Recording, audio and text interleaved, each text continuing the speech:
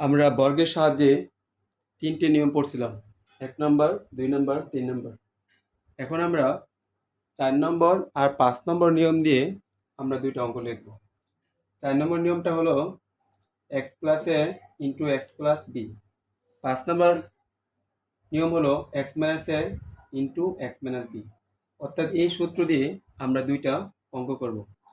তারপরে আমরা 1, 2, 3 তিনটি সূত্রের মাধ্যমে অঙ্ক লিখছিলাম। তখন আমরা 4 নাম্বার 5 নাম্বার দেখি। তো x plus 5 into x plus 7। তো আমরা x কে a ধরবো, 5 কে b ধরবো। অর্থাৎ আমরা যদি x কে এখানে a ধরি আর 5 কে যদি a ধরি তাহলে x প্লাস a। আর এখানে x কে আমরা x ই ধরলাম আর 7 কে কি ধরলাম, b ধরলাম। তাহলে কি হলো, x প্লাস এ ইন্টু এক্স প্লাস বি। তাহলে এটা কয় নাম্বার সূত্র? 4 নাম্বার সূত্র।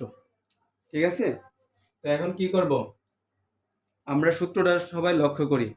প্রথমে কি বলছি, এক্স স্কোয়ার। তাহলে আমরা সূত্র লিখব এক্স স্কোয়ার। অঙ্ক লেখার পূর্বে আমাদের সূত্রগুলো ভালো করে পড়তে হবে, মনে রাখতে হবে। ঠিক আছে। তারপরে কি বলছে, প্লাস এ প্লাস বি। তাহলে এ বলতে আমি কি বুঝি, এ বলতে বুঝি 5, বি বলতে কি বুঝি 7 ইন্টু কি এক্স। অর্থাৎ এটা হলো সূত্রের এক্স। তারপরে 4 নম্বর শেষে কি বলছে, এ বি। তাহলে এ মানে কি 5, বি মানে কি 7।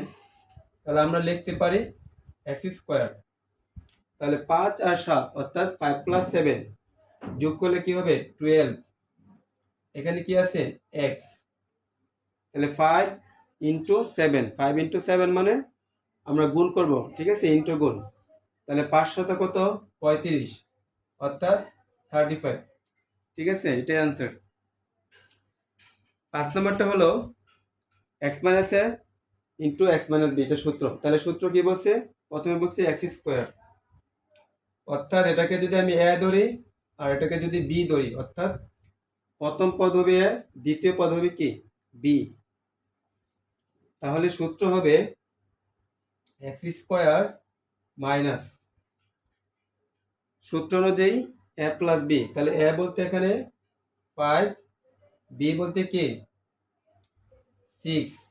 ঠিক আছে, সূত্র অনুযায়ী বসবে এক্স প্লাস, তারপর বলছে এ বি। এ বি মানে এখানে এ হলো 5, বি হলো কি 6। তাহলে এ বি কি থাকবে, গুণ অবস্থায় থাকবে, অর্থাৎ 5 ইন্টু 6। তাহলে আমরা লিখতে পারি এক্স স্কোয়ার মাইনাস 5 প্লাস 6 সমান 11x। ওকে। তাহলে 11 এর সাথে x কি হবে, গুণ অবস্থায় থাকবে। তাহলে 5 ইন্টু 6 আমরা ইন্টু গুণ করলে হবে 30। অর্থাৎ এটা হবে আমার অ্যান্সার। তাহলে আমরা এইভাবে বর্গের সূত্রের সাহায্যে বর্গ নির্ণয় শিখব। তো তোমাদের যদি 5.1 কোনো সমস্যা থাকে বর্গের, তাহলে তোমরা কমেন্ট করবা।